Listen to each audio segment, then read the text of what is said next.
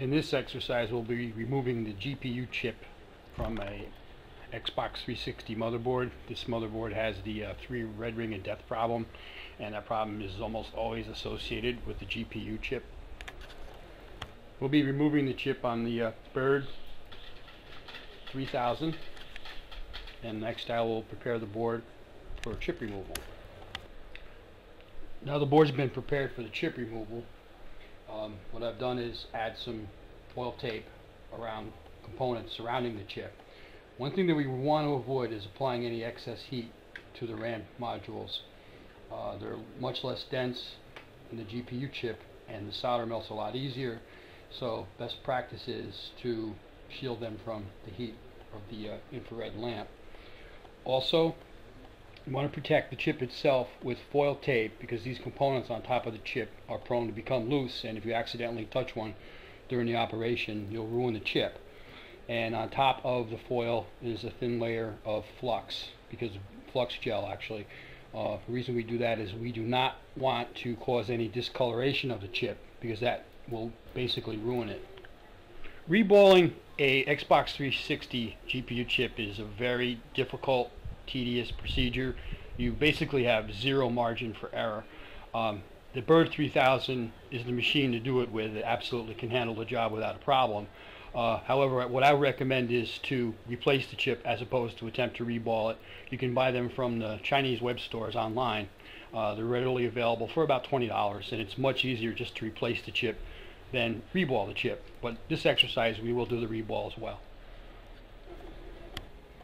Now in this step I'm going to program the machine temperatures to what I need to use to get the chip off the Xbox 360 board. So first I'll start the machine up.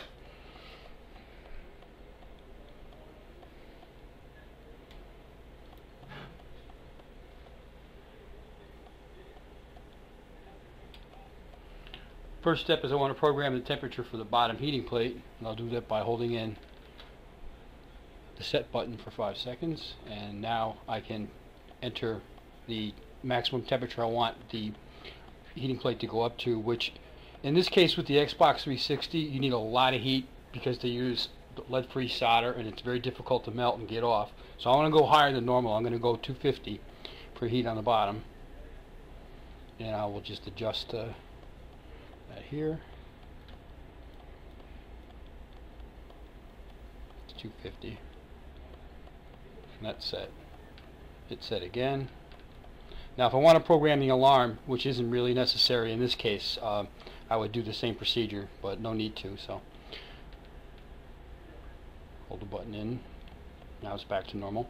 Same exact setup for the infrared beam, the black infrared light. So I want to set that to probably 270 degrees maximum.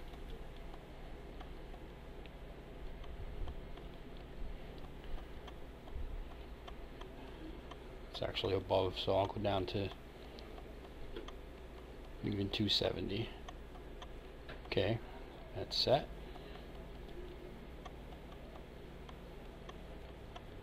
Next I'll program the alarm.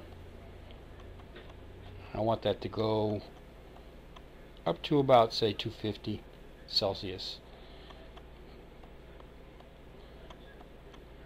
It'll make a high-pitched sound, which basically warns you that you're in the area you need to be to complete the reflow. Hold the button in.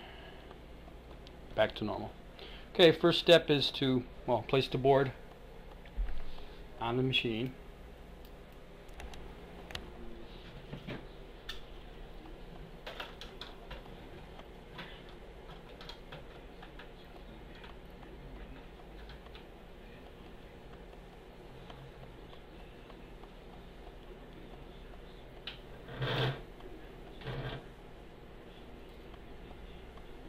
On the light. Very helpful. You can see what you're doing. You want to line the red arrows up at the center of the chip. There's one on the side and there's one on the front. Line that in the back. We're good to go. It's aligned in the front. Good to go again. Tighten the work area down. Now we want to attach the temperature sensor, which is going to give us the exact temperature of the chip during the process that's taking place here, right on top of the chip.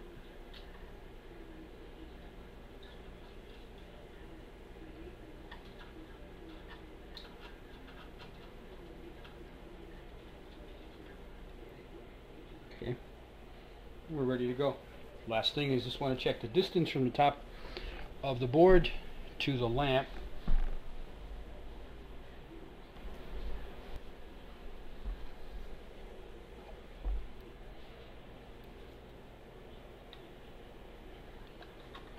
Lower it down to 3 centimeters. We're ready to go. So we want to start up the fans. Bottom fan, top fan. I'm going to use the alarm on the infrared lamp. Turn the alarm on. First step is to start the bottom heating plate. We're going to let this warm up until it reaches the temperature about 250 Celsius, and we're going to let it sit at 250 Celsius for about 5 minutes to get a good even heating on the board.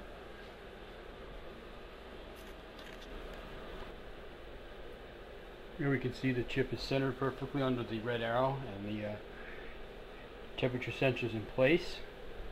And as I mentioned earlier, the reason that we're using higher temperatures than normal is because we're using foil on the chip because we don't want to damage the chip. Very, very sensitive to heat, the Xbox chip, and if it discolors slightly, it'll be ruined, and there's no point in trying to reball it. So we protect the top with foil. Okay, now we've reached the proper temperature for the bottom heater. Will be there. It fluctuates a little. We'll start the infrared lamp,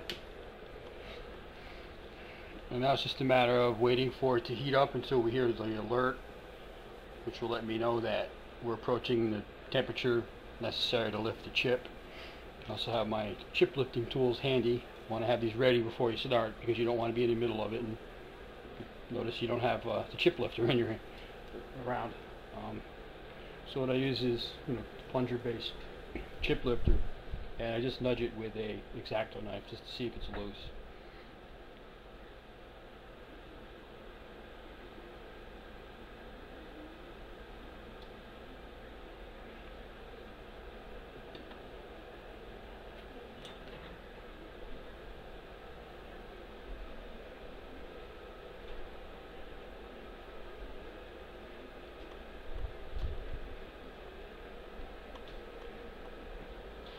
Right now we're in the general neighborhood of where you'd be able to lift a normal chip, but as I said, the Xbox 360 GPU is definitely not a normal chip. Very difficult to remove, but not a problem for the Bird 3000.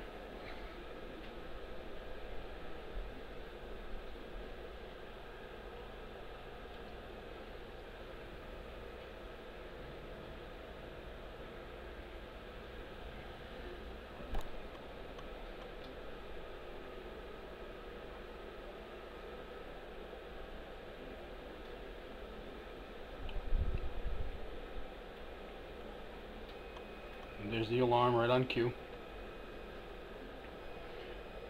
I'm going to start probing the chip to see if it's loose, and it is loose already.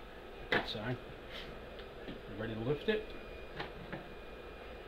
Just going to raise the lamp, set it aside.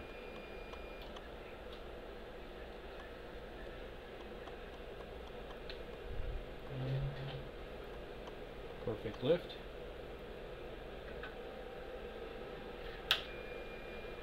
Lower the temperatures.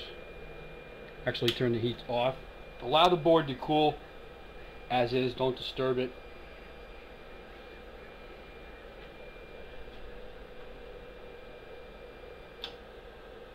It'll cool on its own.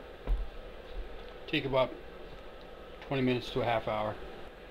Should also mention, don't power the machine off till it's completely cooled down.